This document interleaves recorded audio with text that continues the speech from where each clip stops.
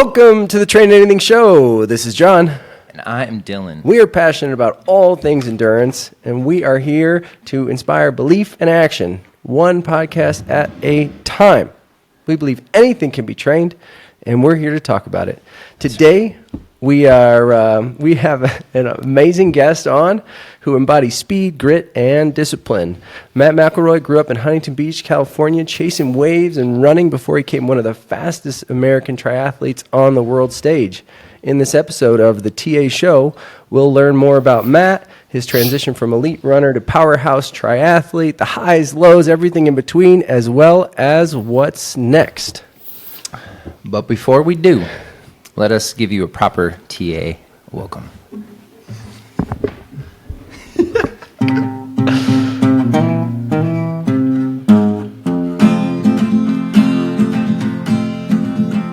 Hey Matt, we see you smiling. You've crossed that finish line. You're hanging up that tri-suit and it's looking like your time, but you're not done with running. No, you've got bigger things to do. Gonna chase down marathon miles while we all cheer for you. You spent a decade grinding through the swim, bike, runner dream. From early morning splashes to those long, lonesome rides, you are an OG that inspired all of us to try. Now your running legs are ready for the coming miles. Is he getting on his surfboard or putting on a coaching hat? He's on the TA Show now. We're gonna learn about Matt and all the things that he's doing with all his damn free time. Is he tired of wearing Speedos or all those cars per hour? Yeah! Oh, man. That was awesome. Thank you, guys. Welcome to the TA Show, Matt. All right. Do you listen to Johnny Cash? Did you know the beat? I've listened to enough. Okay, all right. Yeah. So you knew. But Matt, we got to first ask, what is this? Yeah. Where was that born? Can you see us? Yeah, I can see you. Can you guys see me? Yes. Yeah, but this. Yeah. Yeah, so that was like a claim that I started doing on when I went on my 3 World Cup wins. And that comes from... So, are you guys familiar? How familiar are you with surfing? Not very. Yeah, hang 10. Okay. I've laid on a surfboard and been rocked by waves before. Yeah, you guys are in Montana, right? So that came from a famous surfer, Andy Irons. Andy Irons passed away from a heart attack or drug overdose. Unfortunately, he was one of the best surfers in the world. I think he won 3 world titles. He originally got it from Leighton Hewitt. I think that's his name, Leighton Hewitt, who is a professional tennis player, and I think he was world champion too. He's from Australia, and Leighton Hewitt used to finish with 1, Andy Irons did 2, and I just thought it was like a really cool claim. I thought it was different, sure. And I just decided to like bring it up because I don't know, Andy Irons was like a big inspiration when I was growing up, like following surfing, and decided to bring it up. Yeah, that's so cool. I think I watched you win in a race in 2017 or something. You were doing that. That's when I got to know Matt. That guy's a baller. Oh, so, thanks. Very cool. But yeah. And John and I were just talking before we hit record. Like, it was really special to meet you in Flagstaff was that last year or 2 years ago? I think it was almost 2 years ago now. A couple Aprils ago. Yeah. So popped down, hung out. Well, kind of. We saw you at the pool. Yeah, we saw you at the pool. That was special you for hit me, a couple just rides? so you know. Yeah, I know. I had a little bit of like little fanboy, like, oh gosh, there's Matt Mack. He's right there. Look, he's over there. I think we were planning to do a couple sessions together outside of those like 1 or 2 swims we did. Okay, so we're back. We had a little minor glitch there, but we were just talking about Flagstaff, and where we stopped, you asked me if I was training for my first Ironman. I think it was my third. So, third? But Second? yeah, Third. yeah, it was Lake Placid in July. So yeah, Right. we came up in February, and we were doing a 3-week camp, and we had a lot of fun. So Yeah, it was really fun to meet you guys. Flag was rad. So you, Yeah. Tyler, Michael, yep. The crew. Yeah, I think the reason we didn't link up though is because I was like at I think the last season of my ITU career, and so You had a Ironman pivotal point. yeah. But Ironman training, right, compared to like ITU is so different. Like that you really can't like link up on too many sessions because one, you're on the TT bike and every ride up at 7,000 feet, like you're just flying. You're going like 26 miles per hour. And then on the road bike, you just can't hold that speed. So even an easy ride, I'd be probably hanging on your wheel, you know. So it really didn't work out where we could do a ton of like training together. Yeah, we knew we didn't take it personally. Don't worry. Yeah. I had some tears on my pillow. Yeah, you might have said every night, I just want to hang out with Matt. No. Yeah, that's all right. And I know you're going through a stressful time too with the Olympic qualification and all that. So, yeah, That was right in that window. I'm sure we'll touch on that a little bit later. But first, so we like to start off our show. I mean, we're pretty deep in now, but we like to talk about our train anythings for the week. So in this segment, we just like to talk about anything that we're working on. This could be a funny thing, a deep thought, or something inspiring. And I think it'd be fun if we all go through it. So I'll go first. I've been training stuffing more food in my face. Like squirrel? Like how much food can I eat? And it's been very interesting to it's my first week back training. I took 2 weeks off, and I'm like, I'm not going to undereat this year. That's just that's the thing. And I'm going to get enough protein. I'm going to get enough carbs. I'm going to get probably more carbs than I need. But I was talking to Lionel about this a couple weeks ago, and he was encouraging me not to worry about weight at all. He's like, don't even step on your scale. Just fuel your body, and it's going to find a good place that it likes to live and sit in.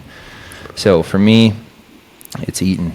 I just picture you in like a hot dog eating contest or something, just cramming as much food in your face literally as you can. Well, I feel like is that what you're training? No, I feel like I have like 6 proper meals a day and then snacks in between. It's just always eating. Constant. So yeah, that's my train anything. Good. John. I'll go. So I have been training redefining what success looks like in training, redefining success in training.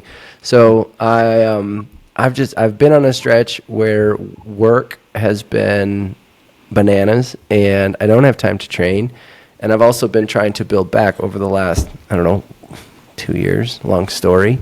But I have clung to my prior pre-injury, pre-life getting crazy training expectations. So 2-a-days most days at least, or just a very heavy training load. And even as I've tried to ease back into it, I've tried to force the 2 sessions schedule onto my life, and it's not working. So it's like, what needs to move? And so I'm resetting that to 1 a day, and 1 a day is okay. Like if I can do 1 a day, 7 days in a week, instead of feeling the pressure to do 2 a day and doing 0, that is more achievable for me. It just narrows the focus of what I need to do. And given my current fitness level, it will still help me find that rhythm, get fitter. I don't need to train 14 hours a week out the gate to get fitter than where I am today because I'm not in prime form.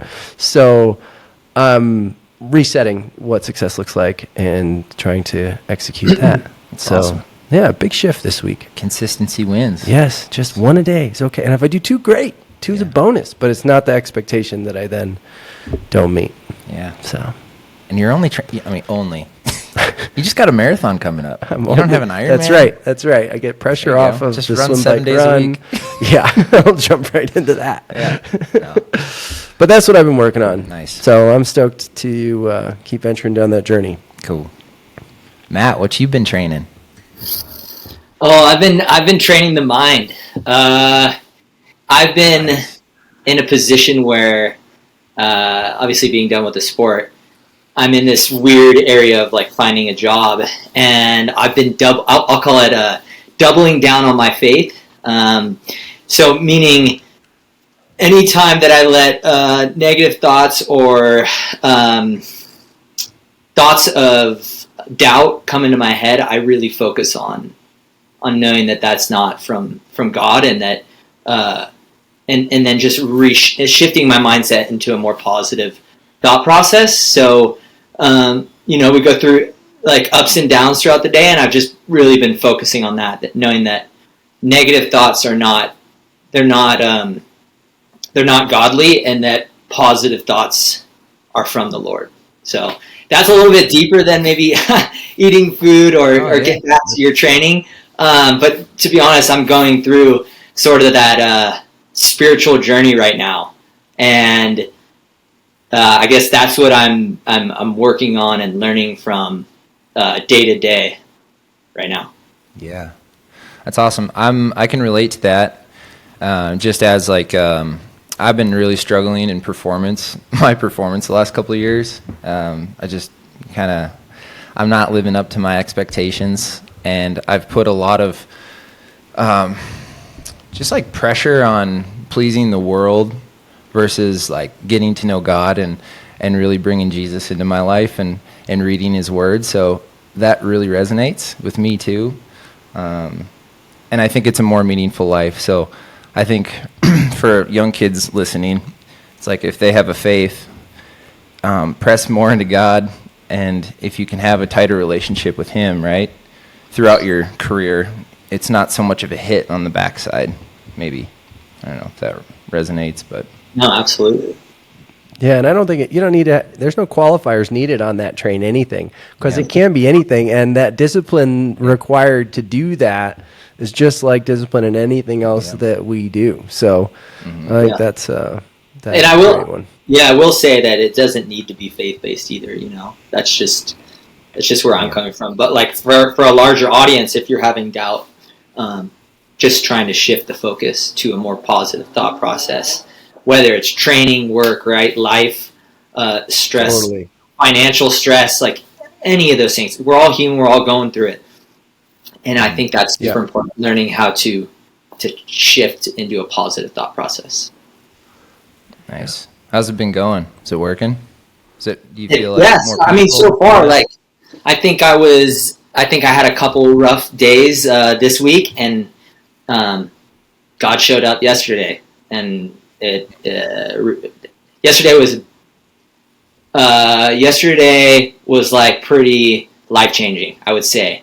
I guess I don't want to go too into detail in terms of what happened. Are we going to talk about it today? It's all right. We'll get there. We got a long way to go. We'll talk about what you want. I mean, like sort of a picture. I don't want to let like too much out, but I got an opportunity to work and a job and a new passion, a line of work that I want to go down, and that's all I can really tell you. But man, before that, it was just kind of like sending emails, doing interviews over the last 2 weeks, and getting rejected.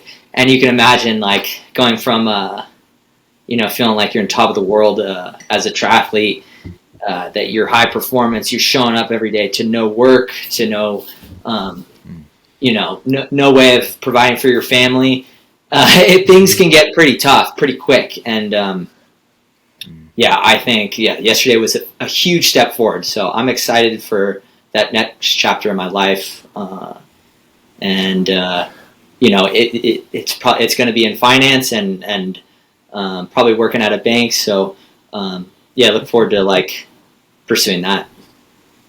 Very cool.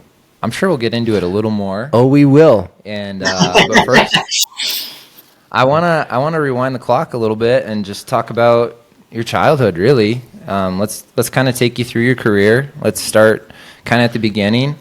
Get our listeners a little bit, help them get to know you a little bit more. Get the flavor. Yeah. So What made this man?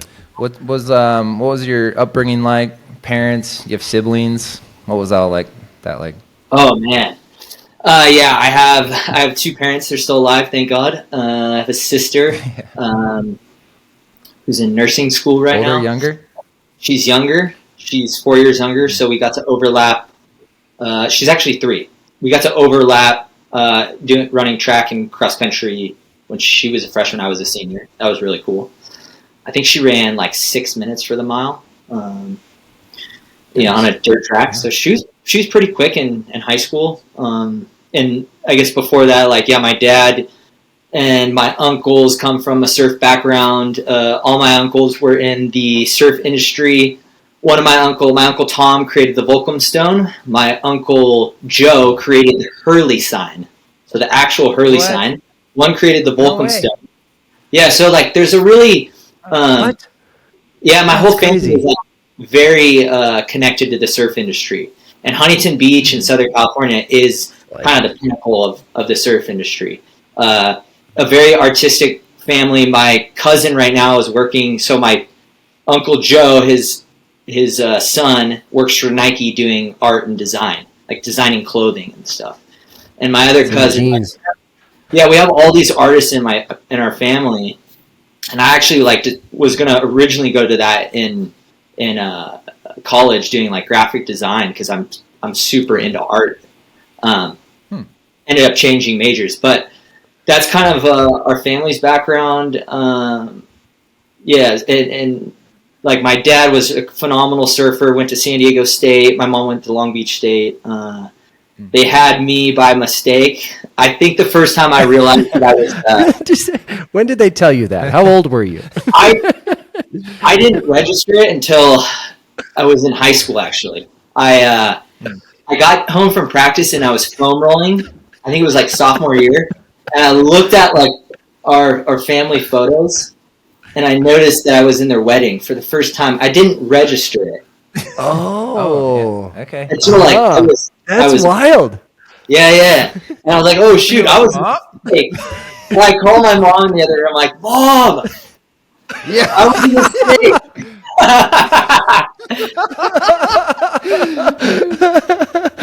Yeah, and what did she say? She's like, "No, you were in God's plan, honey. We love you." No, she was like, you were a good mistake. So yeah. You turned out all right. So that's Yeah. fine. So my parents ended up staying together and got married.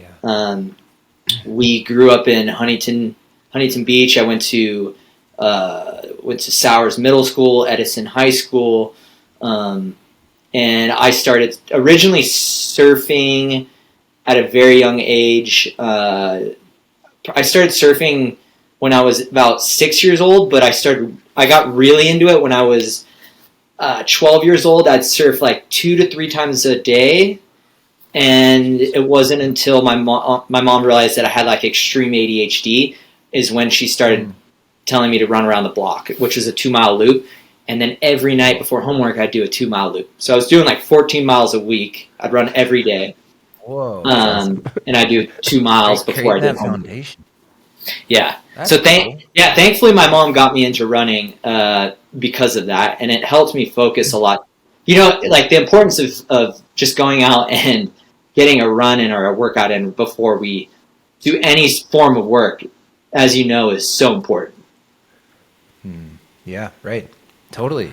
Refreshes your mind and How did- centers you. Yeah. How did the 2-mile around the block thing start? Was your mom like, "You have too much energy. Go run around the block and don't come"? Like, was it like, "You go do this"? That was kind of like, I can't. That's exactly what happened. Yeah. Like, don't come back. Is it because you were like, I need the 4th like surf session, Mom? She's like, no, you already surfed 3 times today. Go run. Yeah. You doing something else? Yeah, I guess I like that. that transitioned well to triathlon because I was always doing multi-sport, right? In the water. Yeah. Right. Surfers are good open water swimmers. They can find, you got to pull that water. It is. Find it. Would you say that helped your transition to swimming? I mean, it's kind of the same but different. Yeah, right. I would say like I was able to pick it up quicker. So going from a athlete that was swimming a 1:16 all out 100 yards to an athlete that could swim a 1:00 within a year all out, I would say that was a testament to like my development in surfing and understanding water. But a 1:16 all out 100 yard. Now there might be people that watch this and athletes that may never achieve that, right? But for someone who's learning how to swim when they're 20, who's a really good runner, that's not a great starting point if you're planning to be pro. Yeah, fair. But that feel for the water, I mean, it is, but like you had that feel for the water, and that's the part that's so hard to teach. But you got that surfing as a kid, so yeah, you had to work. But I mean, you see some guys actually get there, and some don't. But I think some of it is just that innate brain feel for water connections that you can make when you're a kid that are really hard to make when your brain's older and you're just working different. Yeah. So. Yeah. So was your mom a runner or a surfer as well? No, my mom was a runner in high school at Mater Dei with her. All my aunts ran cross country and track in high school, but they didn't go on to run later in life. Okay. Gotcha. Yeah. Yeah. So interesting. Do you know what your pace was when you were running those 2 miles? Was it like 10-minute miles? Did you track cruising? It was like, I think I started at 15 minutes and then I got down to like sub 14. Yeah. For 2 miles. Yeah.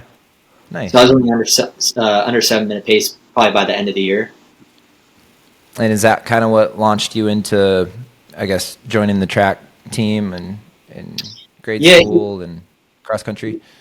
It was middle school I started because I realized I was like, that's a pretty good time. I think we looked it up online. It was pretty solid. So I signed up for the track team and ended up setting we had like this mile course, and it was like, if you do it every month, and I set the fastest record ever in our middle school. And then you have this identity where you're like the fastest kid in the school, right? And that kind of carries on to that. Yeah, and I think at a pretty early age, I think once I did that and I started dominating like middle school cross country and track, my parents are like, yeah, you're going to get a scholarship. You got to keep this up. You're going to get my parents couldn't afford to put me through college. So they were like, this is going to be your only way to get a college degree. So stick to it. So they put that in my head very early on. And I think at a young age, I was thinking about the Olympics. Around that time when I was, 12 or 13.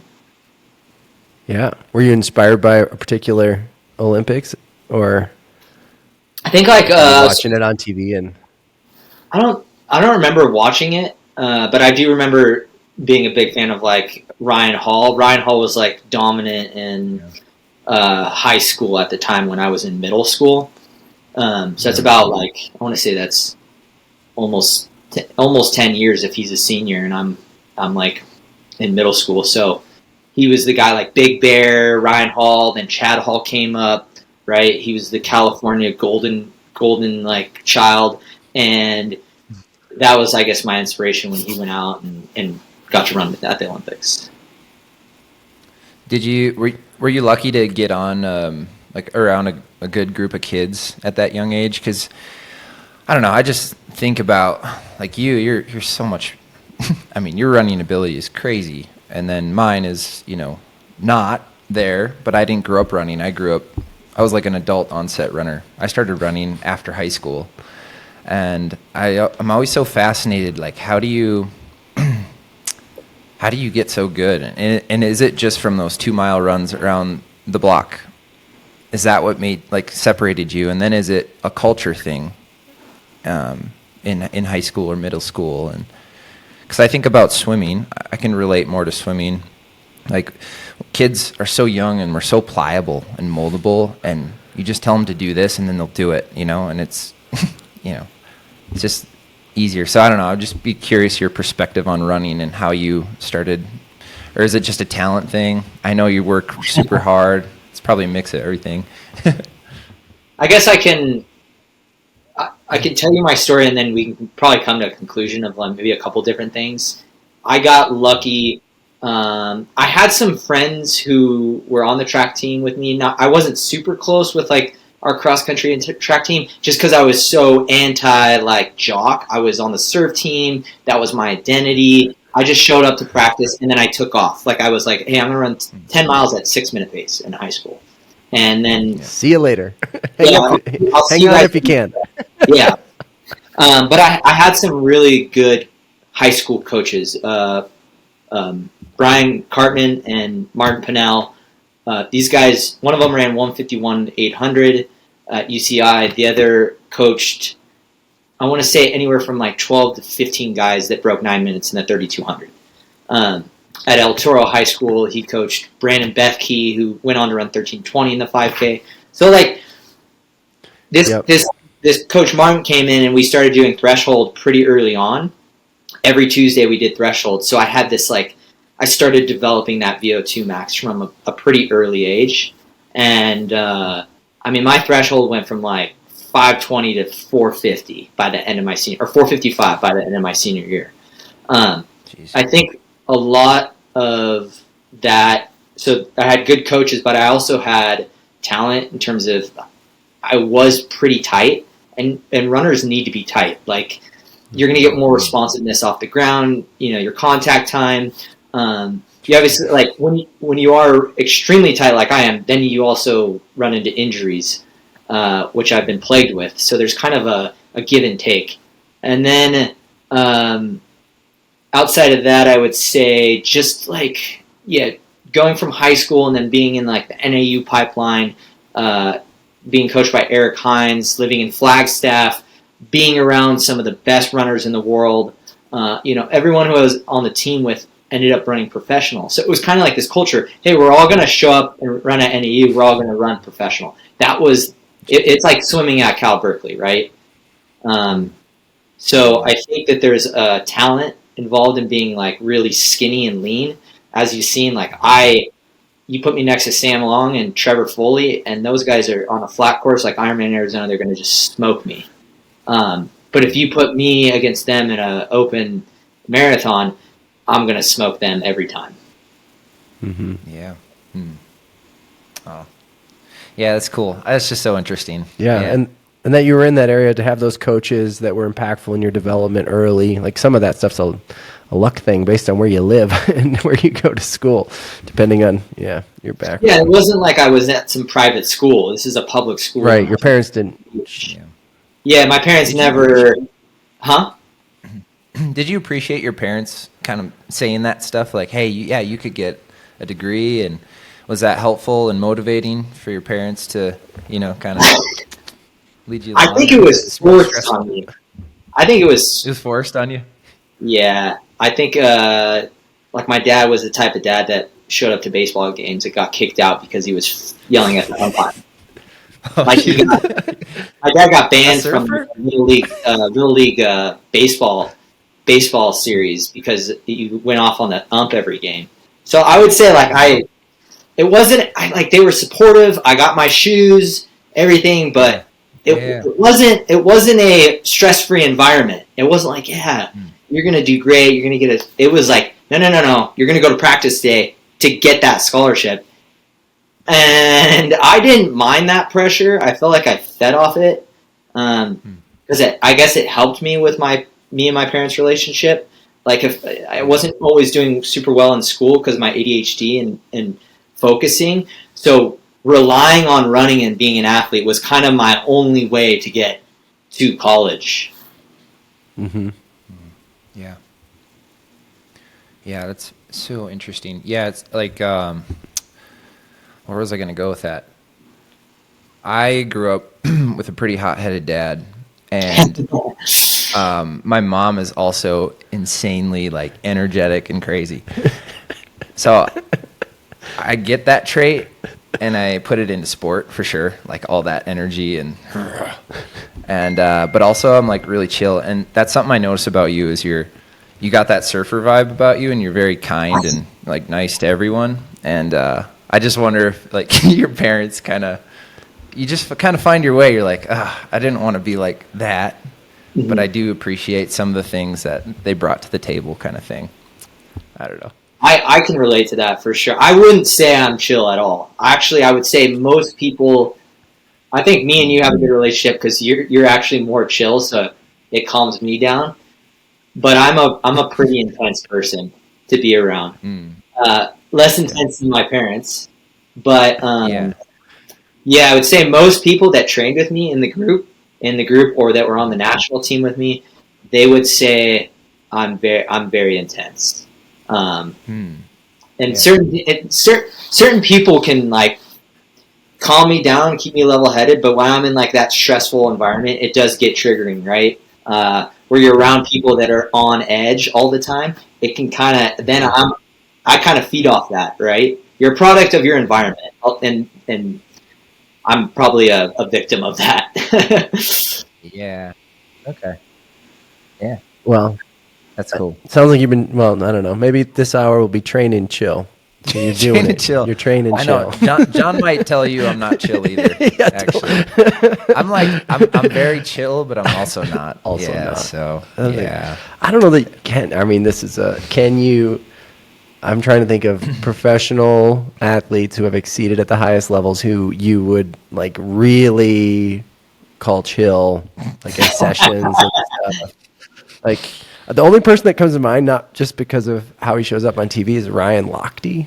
I don't know. Was he like? He just seemed like super. Yeah. I don't know if he was actually chill. If like people who trained with him be like, no, he's actually. He's actually a psycho. Yeah, he's also psycho. But kind of weird. I love it. The personalities. I feel like our families shape us a little bit, and we do definitely end up like our parents a little bit in some way. Or not. Yeah, so good. But yeah, go for it, Johnny boy. Well, I guess jumping into triathlon. So. Oh yeah, right. Yeah. So you were a runner. Yeah. What was that transition like? Just quick. Probably heard it, but. Yeah. From so triathlon. Runner, you have USA Triathlon and the college recruitment program, CRP, with Barb Lindquist and at the time Jared Evans. They were coaching Gwen, Kirsten Casper, Renee Tomlin. They had some men in there that were solid. I was recruited to that, and they would have basically covered my whole life. And you had to hit standards, and that's still kind of part of the USA Triathlon development is like you hit standards to be in Project Podium right now, and before Project Podium they had a development program. Anyways, I didn't hit the standards in the swim, so they didn't care because I had already run like 28:30 for 10K. I had been a 3-time NCAA All-American in cross country. They just wanted me to like show up and see if they can develop my swim. I decided to opt out. What's up? Go ahead. Yeah, I just decided to opt out of like going down that development program where they were going to pay for your whole life and fund you to go to races. I reached out to Paulo Sousa, who's the coach of the triathlon squad in Poway, San Diego, and he decided to start swim training me, and I was swimming. But the classic workout was 100 by 50 every night for about 6 months. 100 by 50 on the minute to start, and I would do 2 pool buoys wrapped around with the ankle band, and I do half with swim, half pull, and I would reset every 50. So I would do 5K. Gnarly. Yeah, 5K swims every night for 6 months until I graduated and moved to San Diego. And this guy was coaching me while I was getting those All-Americans in the swim. This is high school? This is college. This is college. College, okay. This is 21 years old. You're at NAU. I'm at NAU. And then still won conference and track while doing all this swimming. Started to get a little bit bigger, but it wasn't affecting the running. It was just making me like stronger and more durable. So I graduated and then moved to Poway, San Diego, where I was training with Joe Malloy, Greg Billington, Eric Lagerstrom. I lived with all three of them for a couple years, and I helped them sort of like with their run workouts. I was able to hang bike workouts, and they all went to Rio Olympics. And those guys were great mentors of mine in the beginning. Going from someone who's running in college to being around a bunch of Olympians, that's exactly the environment you want to be in. And your runners around the block for 2 miles prepared you for 150s every night of the week. So like, dang, or it's like the mental that you need to get through that every day. Like, you've got to be locked in. But before that, curious on that decision to go, or you ended up getting recruited by USAT on the triathlon route. Was the pure running side? Was that just same kind of thing? USA Running, like their standards, you weren't there, you didn't want that, or what was that split? Yeah, there was an option to run professionally. There was a couple offers and opportunities I had from running shoe brands. I knew pretty early on though that I wanted to take the triathlon route because there seemed like an opportunity there. I don't know what it was. It was just like, I think the fact that the men weren't doing phenomenal, and I just like, I don't know. I wasn't able to stay healthy throughout my college career, so cross training was able to like keep me healthy. And I knew if I'm going to run 100 miles a week and be a pro runner, I probably won't be able to sustain that, and I won't have a career. So let's try this other thing. And just dedicated my life to that the last year and a half of college until I got my pro license in college, like my senior year. Okay. So when you went to NAU, when you started college, were you running like 80, 100-mile weeks and that's what broke you, or could you not even get to there? And is that why you started swimming? Did you start swimming, I guess, right out of college, doing those 150s? So I got in, I was doing all this mileage, like 80 to 100. I got injured every year until my junior year. I finally told my coach, I'm not running over 60 miles a week, and I'm going to cross train. And then that's when I had the shift. Like, I got a stress fracture in my tibia. I had all these overuse injuries, and my IT band, my knee, and then started swimming, and then sort of like picked up polo. We started biking a couple times a week, and the next thing you know, I'm winning conference, I'm All-American, and all those accolades. It's like things start clicking. Yeah. Interesting. What do you how was your fueling back then? Do you think you attribute in those injuries to underfueling, or were you eating meat? What was your diet like? My diet, Skittles and Mountain Dew. I had a pretty well-rounded diet. I was super into juicing. Like, I was really into beet juice my last 2 years. So we were doing I was like juicing like steroids, man. I don't think that's gonna come across the way you wanted to. Yeah, no. Juicing like beet juice and carrots and doing all that. I think most of my career, even now to this day, I struggle with eating.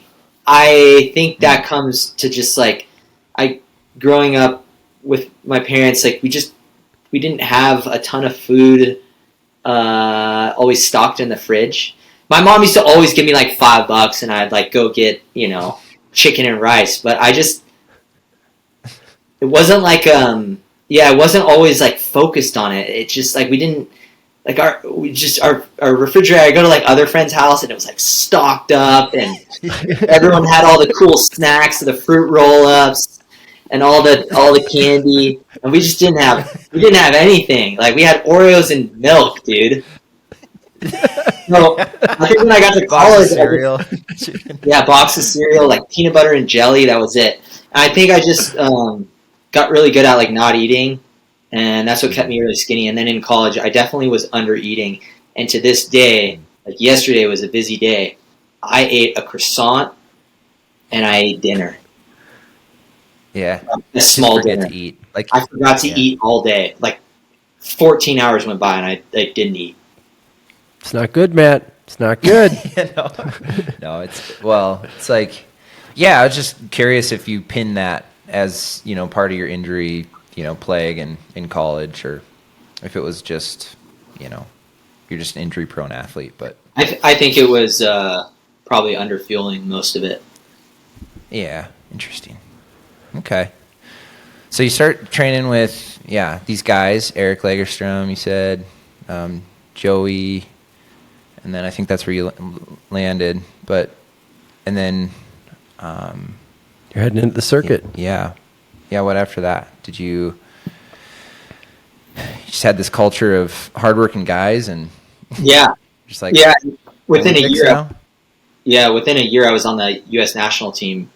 So having a coaching stipend, having health insurance paid for, having all my travel paid for.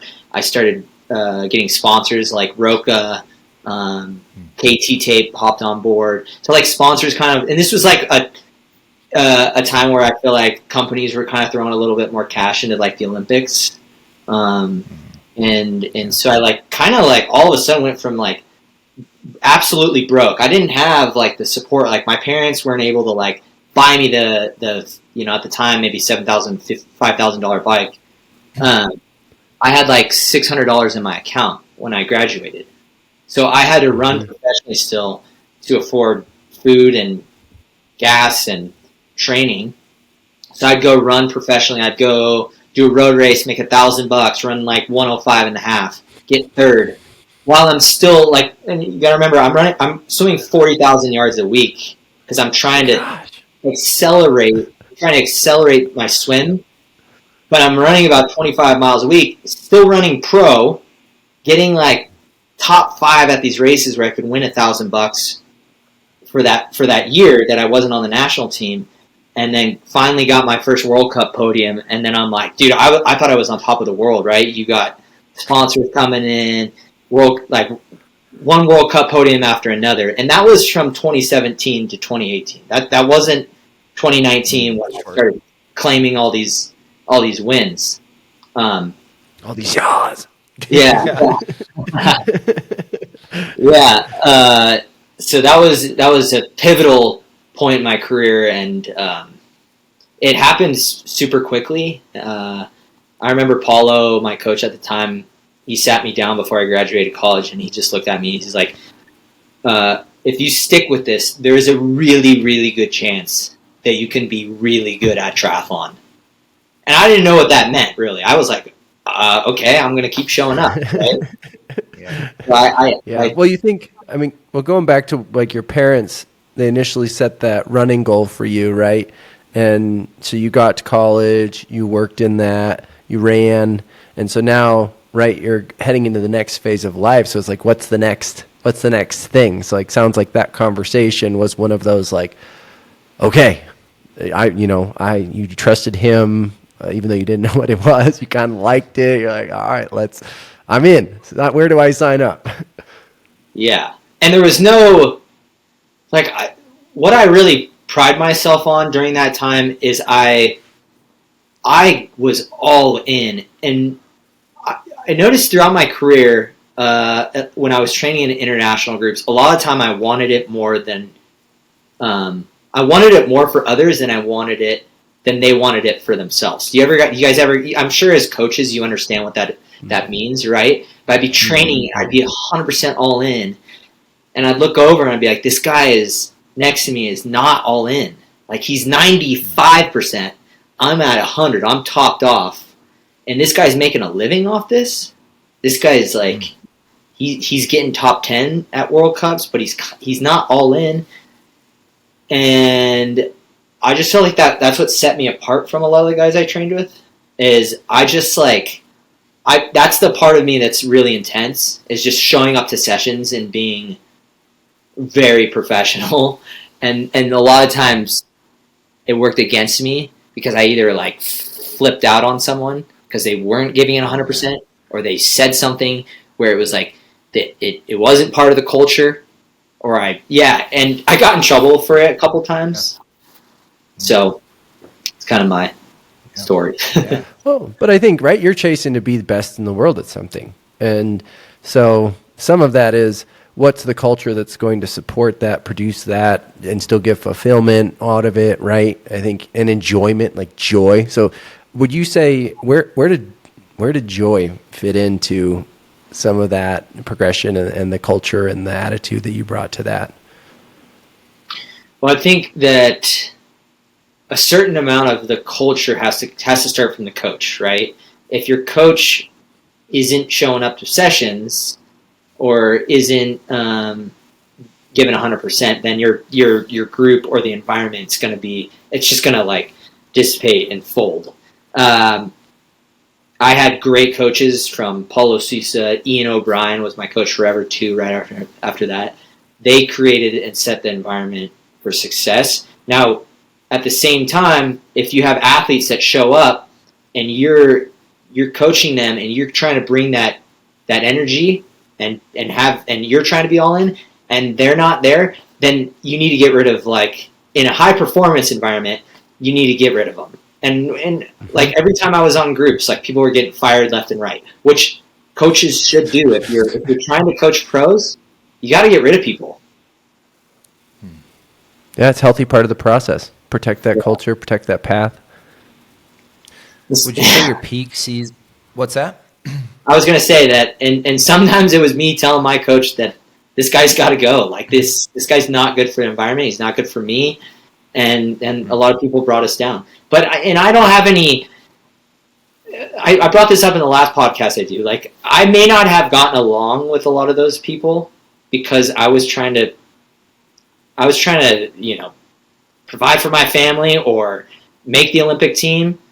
But those relationships also taught me a lot about myself, right? The ones that maybe didn't align with me, where I was really angry at people for not giving 100%. Dude, yeah, I can relate a lot. And, dude, 2015 was kind of when I was probably my most intense. Just like you, just angry at everyone. Not angry at everyone, but like, if you aren't bringing your 100%, or if you say something stupid, you're gonna hear from me. Like, like. And I mean, I say that as like a chill guy right now, but like, I do. Where it led was to a lot of injury. I was injured all the time because I was so insane. Like, I have to just do more. And the people who can absorb the work and have that mentality, they do become great. Like, there's no secret behind, I think, success in endurance sport at the high end. Like, if you believe in yourself and you put an insane amount of work in and you're absorbing it and you have the right group around you, like, the sky's the limit. But then I think, like, the downfall for me was it wasn't sustainable. Like, I burnt out. I was super sick all the time. I had pneumonia. I was getting stress fractures because I was, like, trying to lose weight. I was vegan for a year, and then I went vegetarian for 4 years straight. So I was just trying to get super lean, super fast, and it just led to burnout. And it was fun because it's like you're so fit, and you're dialed. Like, every session you show up to, you're gonna crush it. But I also, once I got married, so that calmed me down a little bit. I had to, otherwise that marriage wasn't gonna work. Kendra has a calming effect. Yeah, Kendra on everyone. so She's so chill. My wife. I don't know, but yeah, was there like that? I don't know. When did you get married? I guess, did you get married kind of in that season of life, or was it after, before? And did that mentality calm down at all, in that season of life? Oh, that came later. I got married in 2021. Yeah. So it came after all my ITU success. And it did calm me down. And, like, that was when I was, 2021 to 2023, I was, like, phasing out of short course, like knowing that I was going to go to long course, left the international triathlon group and decided to do things on my own, moved to Flagstaff. I was like, I need a fresh start, right? And it calmed me down, and then obviously first kid happens, that calms you down a lot more. And I think that, training on my own, there's a lot. It's funny, I look back and training on my own is great, and I love it. But training with a group, I have a love-hate relationship with. It is I think it is so important to be in an international triathlon training group, because your performance will get elevated on a daily basis.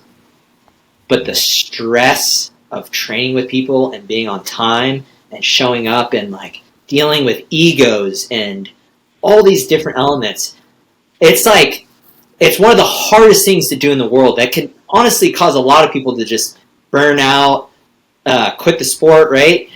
Get injured.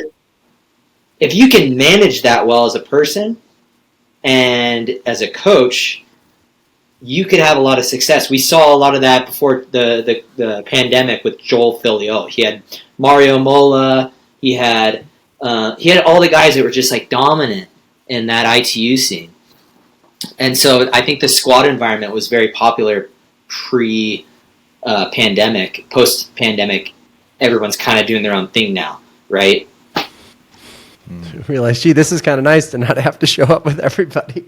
I don't know, or like, right, those extra pressures. But then, right, are you going to lose the benefits of being? Yeah, it's a weird balance, right? It'd be nice to like go do a camp, elevate your performance, go race on it, and then disconnect completely, right? I think that would be the ideal situation.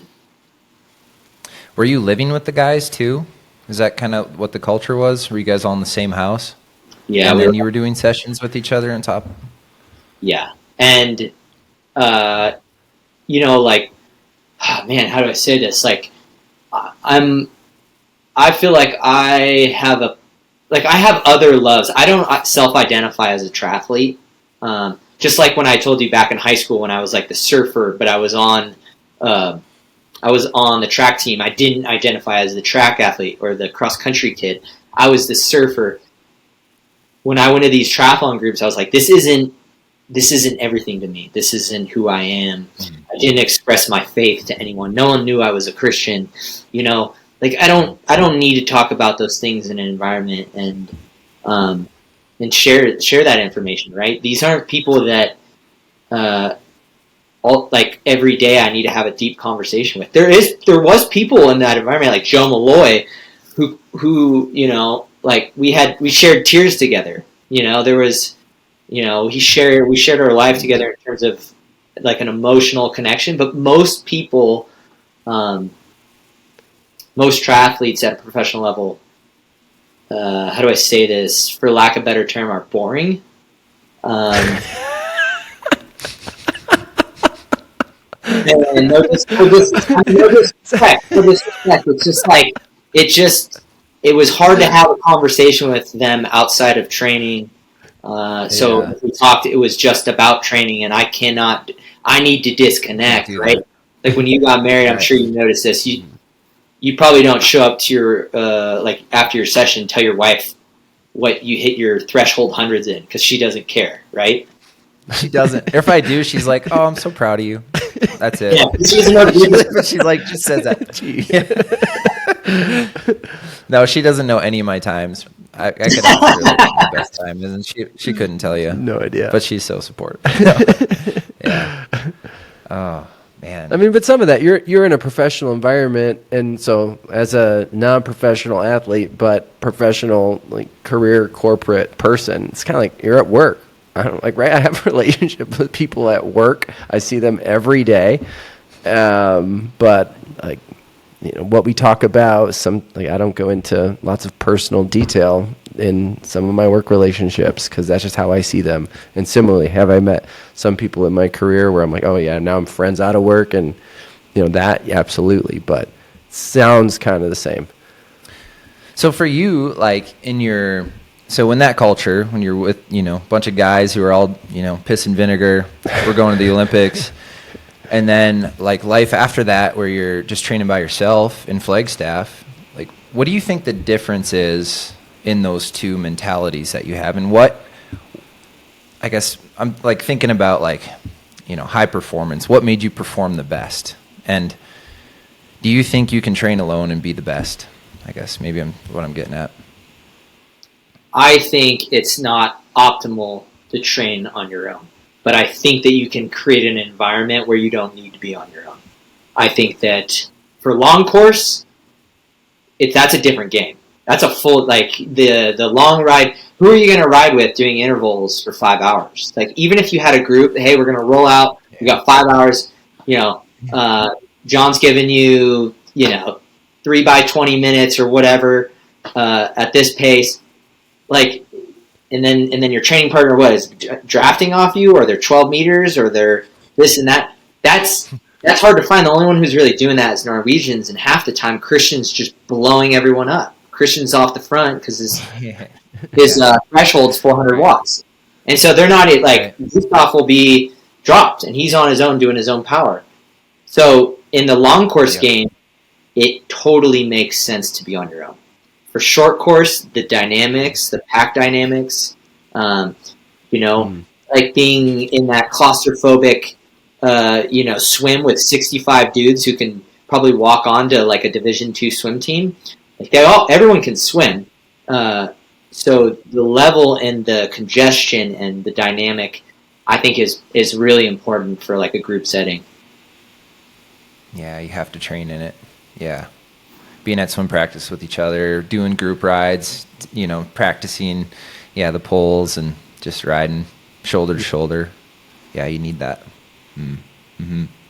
But even like long course, I feel like a long course athlete would benefit so much swimming with a group like that, ITU guys. And then, I don't know, it's probably, the training's a little different, but the run training, a lot of it's similar. You can do easy runs together. You guys can go to a track and do, K repeats or whatever. But yeah, the bike is different, a little bit different.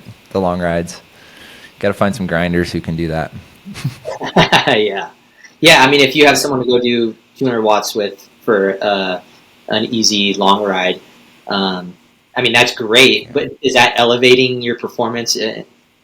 Maybe it's making you mentally like it's more fun. So it's easier mentally, but I think it's two different types of training in my opinion. Yeah. Yeah. All right. Well, moving through your career as a professional, I'm curious, this is something we hear on the professional level because it's so hard and it takes so much to actually make it, or whatever that means to that person. But as you think back, were there any moments that stand out where you were on the edge of throwing in the towel and being like, you know what, I'm done, but then something happened, or something turned and changed your mind, you kept going, and then good things happened? Like, do you have any of those? It's over, I'm out of here. No, I'm going to stick with it. Okay, I'm sticking with it. And then you saw fruit on the other side. If it wasn't just every morning when you were like regularly. I didn't think about retirement or quitting until this last injury, ever. And I'm a bit disappointed that I didn't have that thought earlier. There's a bit of regret in me, and maybe some anger that's kind of behind that. But I think before I had this stress fracture, right, like you go get second at, I got second at 70.3 Chattanooga. They cancel the swim, so I get second to Jason West. Sam Long's a couple minutes ahead of me. So you think like, it's easy to sit down and go, okay, we just get to swim and you're right there with Sam, right? I think it was right after that when I got the stress fracture, I was like, okay, I should really start thinking about what's going to happen next, because the previous year I had gotten this injury with like nerve pain in my foot, and I went to Indian Wells. I got sick. I still somehow got second. You were in that race. You went flying by me. I I think halfway through the bike, and you had a 2 or 3 minute gap on me, I want to say, and then we ran you down. But I still wasn't thinking that much about like financially what like the future is going to look like if we had another kid. You know, I'm getting older. I'm 33. Do I want to be doing this until I'm 38? And the biggest issue I had was I have a great coach, Ben Rosell, from Germany, who's kind of coaching me virtually, and I have people in my corner that align with my thought process of being high performance, like a swim coach, and I'm in St. George. I moved to St. George because I thought I needed to be at a lower altitude. Flagstaff, in my opinion, is too high for long course. Just with recovery and if you're racing every 2 weeks in long course, you'd have to acclimate, right? Just going back just takes so much out of you. So moved here and recovered. Moved here and just I just like the stress fracture in your femur, and I was looking at the recovery time and talking to like PTs, and I realized how long of a recovery was going to be. And then I started to like, the one thing that changed my mind, I was sitting in the car and I was like at a light looking at LinkedIn, and I was like, okay, I'm 33 years old and I'm about to apply for jobs. Holy crap. I have no work experience. So I've never worked in my life outside of like one summer I assistant coached at my high school. I cleaned windows at Dana White's house when I was in college and at his beach house. You have a UFC hookup? I wish. There's like, I don't have actual work experience. How am I gonna like apply for jobs at 33? And then I started to think about it. I was like, if I prolong this till I'm 37, 38, and I'm gonna have to do the same thing, but now I'm gonna be older. And I was like, it's not that cute to like go sign up for like an entry level job at 38 with no work experience. And that hit me really hard. I realized right then that I didn't make enough money in triathlon to just like not work as soon as I was done. Like coaching's going well, but it's not. I'm doing this on my own, and I don't enjoy the business side of coaching. I enjoy the coaching side, right? Like so, right. The high performance side. I don't like doing advertisements. I don't love doing like tons of social media stuff, which you guys do an awesome job of. I've looked at the website. That's not me. Like I want to do something outside the sport that I can be all in on. And that was the first time I ever thought about retiring. Let that in. Was that when you were recovering from your stress fracture? Yeah, as soon as I found out, I was like, I need to start thinking about this. And then it got like, as I started coming back from my like the fracture and it healed, and I was running and I was limping every run, I was like, dude, like I may not finish Ironman Arizona. And then what? And then like the feed brings me up. They're like, hey, we're not re-signing you next year. And then like, you know, like all my sponsors dropped me right before Ironman Arizona. I got the call up, and that's when. And then like we find out like we want me and my wife sat down. We want to have a second kid next year. Like all these things happened really quick that made it really clear that I need to retire. I had to say this. I had to say that I wish someone in my corner had told me earlier to like consider what I'm going to do after, and maybe start applying or seek opportunity of what that next step is. Instead, everyone pulled me to keep doing it. And I never sat down to think about what was that next step. I thought I'd have it figured out. I was like, oh, dude, I almost went to the Olympics. I was on the U.S. national team. Like, this all looks good. And then you start applying for jobs, and they don't care. They want people with like experience. And if you want to do something outside of sports, they want that corporate experience. I know we don't get paid for how hard we work, do we? It's like, if only that's how it worked, right? I know. Y'all would be retired. Yeah, we'd all have a lot of money. Yeah. I was just thinking, Matt, like what a gift. Like honestly, it sucks that it all happened very fast, but what a blessing that it did. Like, right, you got a job maybe lined up here pretty soon. It's just like, it just looks like you're being taken care of no matter what, you know? So I just wanted to encourage you. Like I think it's all working out how it should, even though it's a little hard right now. So yeah, but like, dude, for me, I'm ranked 250th, 260th in the world, and I've made so little money in this sport, but it is like it's a passion for me, and I like pushing myself. I like showing up, and for me, you know, I have a good, strong faith, and I just have always been like, all right, Lord, if you want me to keep doing this, just keep providing a way, like enough money so that I can do this and provide for my family, and you know, and it's cool because when you partner with God, he just shows you. He either shows up or he says, nope, you got to go do this now. And you know, for me, triathlon's never been about money. It's just about like self-exploration. Like, how far can I go? How fast can I go? Can I push myself? Can I win? Can I get on the podium? I don't know. Let's find out. Let's put in the work. I was built to put in the work.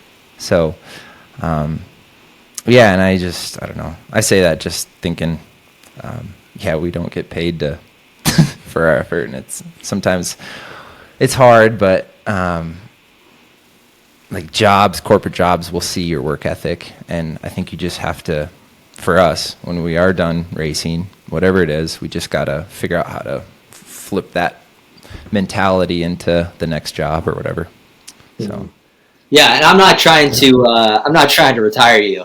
I'm also not, I'm not trying to retire anyone that listens to this either. I just think that you know, like getting to 33 and having a kid, being married, would be a lot different than if I was single and I was living with a bunch of triathletes, right? And I could do this. And, you know, at the end of the day, like if you're single, like, and triathlon doesn't work out and you can't find a job, I'll just go move in with my parents, you know, like whatever.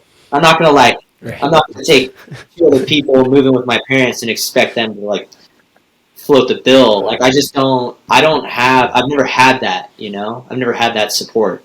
They'd probably find a way, you know, to like let us move in with them, but I can't do that. I have to rely on myself, and there's a lot of pressure being a man, and you know, my wife works very little doing Pilates, but there's a lot of pressure, you know, like being the provider, and I think what triathlon sets you up for, and being a man of faith, is like it sets you up to be able to handle those stressful situations where you're in a hole and you got to figure out how to get out of it. The best way to get out of it is to just show up and outwork anyone, right? Send 200 emails, spend 16 hours sending emails, and follow up again. It's like eventually it'll work out, right? Like you gotta outwork your competition. Yeah. And that discipline that you've built over the years, right? Yeah, to your point, you can apply that anywhere. It doesn't have to be on the pool, on the bike, or at the track. yeah. So would you say, Matt, I know the end, right? It came fast. It came unexpected. You weren't thinking about it, you know, until you were at a traffic light and then your phone got you. But would you say you're at peace? Is that how you're like in terms of the bookend of it? Yeah, I think it was very clear the way I especially in Ironman Arizona, my last race, the week of I got sick with a sinus infection. So I went to the store, got a neti pod, got some nasal spray, and just like green stuff every morning and afternoon were coming out, and I couldn't breathe out of my nose.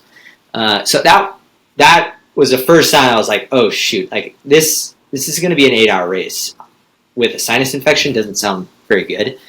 And then I started the race, had a front pack swim. I came out in like 5th or 6th.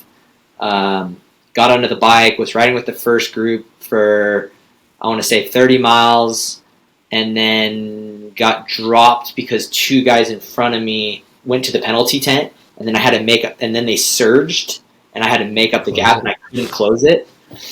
And then my saddle broke off a little bit after that. I was gonna.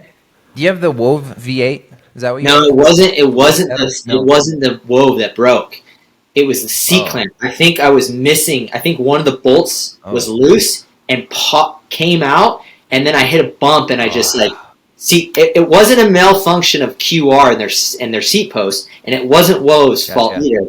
I think I forgot to tighten one of the bolts down, torque it, and it popped out. Seat just went flying in the air, and I had to stop. Gosh. And there was no way of fixing it. I couldn't even find the other cap of the seat post. So I called it a day, and I just kind of like realized right then it was pretty clear that I needed to be done. Yeah. What is so like thinking back where we started, the 12-year-old version of you that was running 2 miles around, like is he proud of you? Is he stoked with all of your career and what you accomplished in sport? Yeah, I would say so. I think that if I told him I would travel around the world, I think in 2019, I had like a really good triathlon year. I had 3 World Cup wins, 3 different countries in 1 month. And then I got a WTS podium.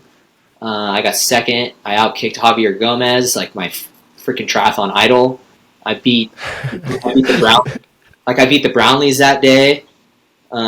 Jake Birtwhistle won that race, but I kind of like that was crazy. Like that was a crazy year, and I went to 22 different countries that year to chase Olympic points.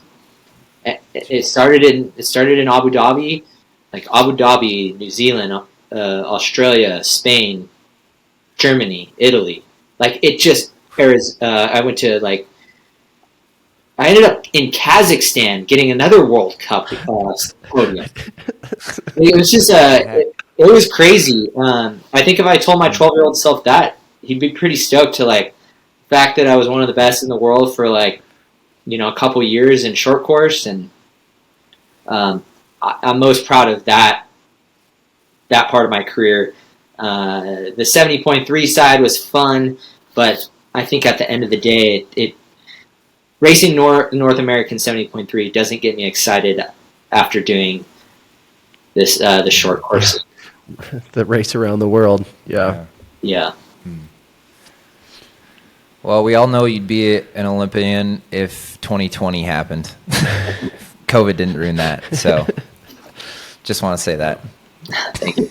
We're big fans. Dude, you were on that year, going in, right? I mean, COVID really messed up a lot for a lot of people, but yeah. Anyway. Good. What else? He's got till 2:30, so we got 12 minutes with Matt. Yeah, so we're moving to what's next? Yeah, let's do it. You mentioned a little bit about your next. But you're running. Are you doing a marathon? Are you gonna Yeah. Is that just for fun? Yeah, How do you look at that now? With this new job, I don't know how flexible it's going to be with me doing 90 to 100 mile weeks of running. I'll pull up a rough schedule of my race calendar. I'm going to race the Cardiff Kook 10K, which all these races have prize money. So Cardiff, California does a 10K. That's my first race in February. I'm going to do most the USA track and field road series. So like the 25K, the 20K. I might not do the half marathon. I'll do the Rock and Roll Las Vegas, Rock and Roll Half Marathon San Diego. Maybe go to the 7-mile race in Falmouth, Massachusetts. Then I'll do Dana Point Turkey Trot, and then I'll end my season with a full marathon at CIM. Cool. Locked in. Yeah, That's awesome. Do you have any goals of maybe like doing Olympic trials or anything like that? I mean, as a super good runner, I mean, it's right up your alley. No. Yeah, my plan is to get the trial standard at next year in December. CIM. Yeah. As long as I find work-life balance, which Yeah, right. don't ever go to an interview and tell them you want work-life balance, right? They'll fire you. It's not a good. They won't hire you. No, Um, they don't hire that guy. they don't hire that guy. I'm saying if I can make it work, where I can go run every morning before work, and still see my kids, then I'll be doing a full marathon. Yeah. I know we made a joke about your free time in our song, but it sounds like it's gone. You've already it's got gone, plans. I know I'm running pretty well right now. I did a turkey trot on Thanksgiving. I ran it was a 3-mile race, 14:18. So Nice, dude. just trying to get back into shape, man. Like I'm still coming back from that stress fracture. Injury. Yeah. Are you still limping, or you think you're good now? A tad when I start, like the first couple steps, I kind of like think it still hurts mentally, and then I'm good. Then it loosens up. Yeah. So like 2 to 3 steps, I kind of limp, and then I'm in to normal stride. Gotcha. Okay. Yeah. Good, man. Yeah. We look forward to continuing to watch you, keep tabs on you. Yeah. Same. Can we do a couple rapid fires? We got Yeah. time? You good, Matt? Yeah, I'm good. All right. Let's see. Which one do I want to ask first? It's supposed to be rapid fires, Dylan. You got to fire, man. Well, I know. I'm like, There's one right at the top. All right. All right. If your life had a theme song, what would it be? Oh, if my life had a theme song, it would be Night Call by Kavinsky. Ooh. Have you ever seen the movie Drive Drive, with Ryan no. Gosling? No, Go home and check that song Good. out. Yeah, it's a good song. check it out. All right. Night call. Okay. Finish this sentence. Triathlon is A memory. pour one out, folks. Pour one out.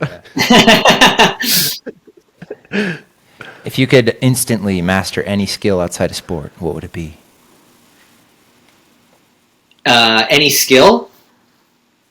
Yes. Oh, Any skill. rapid fire. Fire. Outside of Right. sport. Outside of sport. How's your Excel game? You get into finance? Boring. Yes, Don't listen to him, Matt. spreadsheets. Spreadsheet. Yeah. Favorite workout of all time? Oh, this is a good one. It's called Pace Float Kick. So we would do this in high school. You'd run a 4x1 mile broken, and you get 4 minutes recovery. You would do a K at 3 flat. Then you would jog a 45-second 200. So it's still 6-minute pace. And then you'd run the last 460 seconds. So it was a 4:45 mile, 4 times, full recovery. Dang. Does that make sense, though? Like, how you run that? Yeah. Okay. Yeah, I think so. We'll watch it back and we'll put it on a whiteboard. I want to make a diagram. All right. Favorite guilty pleasure snack after a race? What are you going to, man? Back to those Oreos of the old day that was always in the house? But that's not that guilty, is it? No. Something guilty? Okay, it doesn't have to be after a race. Just Just in what are you getting down general? with? Oh, what am I into? Oh, right now we're super into pumpkin pie. We bought like 3 pumpkin pies with whipped cream after Thanksgiving. Nice. Tis the season. So good. All right, surfing or running? What clears your head more? Oh, running for sure. Really? Yeah. I thought he was going to say Hey, surfing. you still shred? I still surf very well, and I haven't surfed in a year. I catch like 2 or 3 waves, and it's like I never stopped. Nice. That's awesome. Love that, like riding a bike. That's like, I grew up snowboarding. I feel like that with snowboarding. I can just get right back on. Can just do it. All right, last one. Song that gets you pumped. Song that gets me pumped. What are we all looking up right we're now? 2 songs. We're just assuming you're a music guy. I'm a big music guy. I'll tell you right now, my favorite song to get me pumped right now is, what is it? Rhythm is a Dancer by Snap. Rhythm is a Dancer by Snap? Okay. Yeah. You know we're going to be listening to this. We're going to check show. both these out. Dude. Well, Matt, it's been really nice having you on. Yeah, appreciate you taking us through your journey and sharing some stories with us. Really great getting to know you more, and you've inspired a lot of folks in triathlon, especially in the U.S. I mean, you're like one of those guys that broke out and made a splash, and like I said, I fanboyed out a little bit, so I'm not alone in that. So just awesome what you've accomplished, and thanks for inspiring others. Dude, I got in a car accident once watching a video of you. I was like, dude, Matt. it was I don't know. This is like back like when I was a fanboy. Before I even met you, I was just like listening, kind of half watching, and we don't recommend you do this. Yeah, by the way, don't do this. Yeah, I got in a little fender bender. Like, gosh, dang it, Matt, come on. Just so you know, I'm sorry. Everyone's all right. I'm sorry. Thanks for being so cool. Yeah, thanks for having me. This is super fun, and Dylan especially. Like, make sure you give me a call when you can, and we'll have to catch up soon. John, thanks for having me on the podcast, and hopefully I'll come out to Montana and maybe do some run workouts. Dude, that'd be awesome. Come hang out. Yeah, man. Okay, we're gonna close this out with your song.